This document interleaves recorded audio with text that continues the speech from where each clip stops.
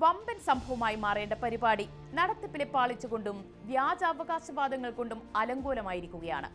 ഡൽഹിയിലെ ഭാരത് മണ്ഡപത്തിൽ നടക്കുന്ന AI ഇംപാക്ട് ഉച്ചകോടിയിലെ പല സംഭവ വികാസങ്ങളും ആഗോളതലത്തിൽ തന്നെ രാജ്യത്തെ നാണം കെടുത്തിയിരിക്കുകയാണ്.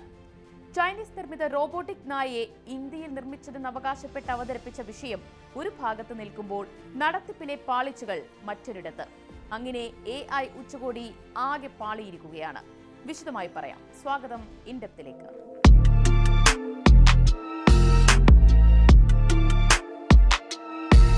കോടിക്കണക്കിന് രൂപയുടെ നിക്ഷേപ സാധ്യത അവകാശപ്പെട്ട് കേന്ദ്ര സർക്കാർ വിളംബരം ചെയ്ത AI ഉച്ചകോടി വിവാദങ്ങളാൽ നിറഞ്ഞിരിക്കുകയാണ്. 5 ദിവസത്തെ ഉച്ചകോടിയിൽ ആദ്യ ദിവസം തൊട്ടു തന്നെ പ്രശ്നങ്ങളാൽ സമ്പന്നമായിരുന്നു. പിന്നാലെ ആഗോളതലത്തിൽ നാണക്കേടുണ്ടാകുന്ന ഒരു സംഭവം കൂടിയായതോടെ എല്ലാം ശുഭം. ഉത്തർപ്രദേശിലെ ഗ്രേറ്റർ നോയിഡയിലുള്ള Shrimati Shakuntala educational and welfare society നടത്തുന്ന സ്വകാര്യ സർവകലാശാലയായ ഗൽഗോട്ടിയോസ് അവതരിപ്പിച്ച ഓറിയോൺ എന്ന റോബോട്ട് നായയാണ് നിലവിലെ പ്രധാന ചർച്ചാ വിഷയം. തങ്ങൾ വികസിപ്പിച്ചുവെന്ന് അവകാശപ്പെട്ടായിരുന്നു സർവകലാശാല റോബോട്ട് നായയെ ഉച്ചകോടിയിൽ അവതരിപ്പിച്ചത്. യൂണിവേഴ്സിറ്റിയുടെ 350 കോടി രൂപയുടെ AI സംരംഭത്തിന് കീഴിൽ നിർമ്മിച്ചതാണ് എന്നായിരുന്നു സർവകലാശാലയിലെ പ്രൊഫസർ നേഹ സിംഗ് വിവരിച്ചത്. ഇതോടെ ഇന്ത്യൻ നിർമ്മിത മോഡലിന്റെ മേന്മ കണ്ടോ എന്ന് പറഞ്ഞ കേന്ദ്രമന്ത്രി അശ്വിനി വൈഷ്ണവും അതിന്റെ വീഡിയോ പങ്കുവച്ചു. എന്നാൽ മണിക്കൂറുകൾക്കുള്ളിൽ സമൂഹ മാധ്യമ ഉപയോക്താക്കൾ സംഗതി കൈയോടെ പൊക്കി. ചൈനീസ് നിർമ്മിതമായ പൊതുവിപണിയിൽ ലഭ്യമായ യൂണിട്രി ഗോ 2 എന്ന പ്രൊഡക്റ്റായിരുന്നു സ്വന്തമായി വികസിപ്പിച്ചത് എന്ന് അവകാശപ്പെട്ടുകൊണ്ട് ഗൽഗോട്ടിയോ സർവകലാശാല അവതരിപ്പിച്ചത്. ഏകദേശം 2.3 ലക്ഷം രൂപ വില വരുന്നതായിരുന്നു യൂണിട്രി ഗോ 2 എന്ന നിരീക്ഷണ റോബോ നായ. വിഷയം ചർച്ചയാവുകയും സമൂഹ മാധ്യമങ്ങളിൽ പ്രതിഷേധമുയരുകയും ചെയ്തതോടെ റോബോട്ട് നായയെ നിർമ്മിച്ചതായി അവകാശപ്പെട്ടിട്ടില്ല എന്നൊക്കെ സർവകലാശാല പത്രക്കുറിപ്പിറക്കിയെങ്കിലും തലയൂരാൻ കഴിഞ്ഞില്ല.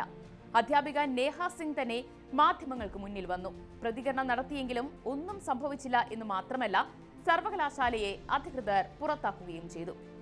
ആദ്യഘട്ടത്തിൽ പുറത്തു പോകണമെന്ന് സർവകലാശാലയെ അധികൃതർ അറിയിച്ചുവെങ്കിലും തങ്ങൾക്ക് അറിയിപ്പൊന്നും ലഭിച്ചിട്ടില്ല എന്നായിരുന്നു സർവകലാശാല മാധ്യമങ്ങളോട് പ്രതികരിച്ചത്.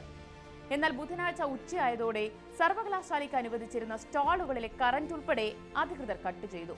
ഒടുവിൽ നാണം കെട്ട് പുറത്തു പോകേണ്ട അവസ്ഥയും സർവകലാശാലയ്ക്കുണ്ടായി. ചൈനീസ് നിർമ്മിത റോബോട്ട് നായ മാത്രമല്ല, മറ്റൊരു ഉൽപ്പന്നത്തിന്മേലും സർവകലാശാല വ്യാജാവകാശവാദം ഉന്നയിച്ചുവെന്നും റിപ്പോർട്ടുകൾ പുറത്തുവരുന്നുണ്ട്. സൗത്ത് കൊറിയയിൽ നിർമ്മിച്ച സോക്കർ ഡ്രോണുകൾ തങ്ങൾ നിർമ്മിച്ചതാണ് എന്നായിരുന്നു അവർ മാധ്യമങ്ങളോട് പറഞ്ഞിരുന്നത്. അത്തരത്തിൽ ഗൽഗോട്ടിയോ സർവകലാശാല ഉണ്ടാക്കിയ നാണക്കേട് അങ്ങനെ നിൽക്കുമ്പോഴാണ് മറുഭാഗത്ത് ഉച്ചകോടിയിലെ നടത്തിപ്പിലുണ്ടായ വീഴ്ചകളും സജീവ ചർച്ചയാകുന്നത്. ഉച്ചകോടിക്കെത്തിയ 100 കണക്കിന് പ്രതിനിധികൾ ഭക്ഷണമോ വെള്ളമോ ലഭിക്കാതെ കുടുങ്ങിയതാണ് ഒരു വിഷയം. കെനിയയിൽ നിന്നെത്തിയ പ്രതിനിധി പറഞ്ഞത് പ്രധാനമന്ത്രി നരേന്ദ്രമോദി വേദിയിലേക്ക് എത്തുന്നതുവരെ എല്ലാം സുഖകരമായിരുന്നു എന്നാണ്.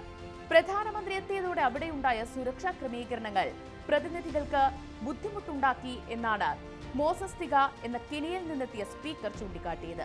എന്തായാലും ഉച്ചകോടിയിലുണ്ടായ നാണക്കേട് പ്രതിപക്ഷവും ആയുധമാക്കിയിട്ടുണ്ട്. ഇന്ത്യയുടെ കഴിവുകളും ഡാറ്റയും പ്രയോജനപ്പെടുത്തുന്നതിന് പകരം AI ഉച്ചകോടി എന്ന ക്രമരഹിതമായ PR കാഴ്ചയാണ് എന്നായിരുന്നു പ്രതിപക്ഷ നേതാവ് രാഹുൽ ഗാന്ധിയുടെ കുറ്റപ്പെടുത്തൽ.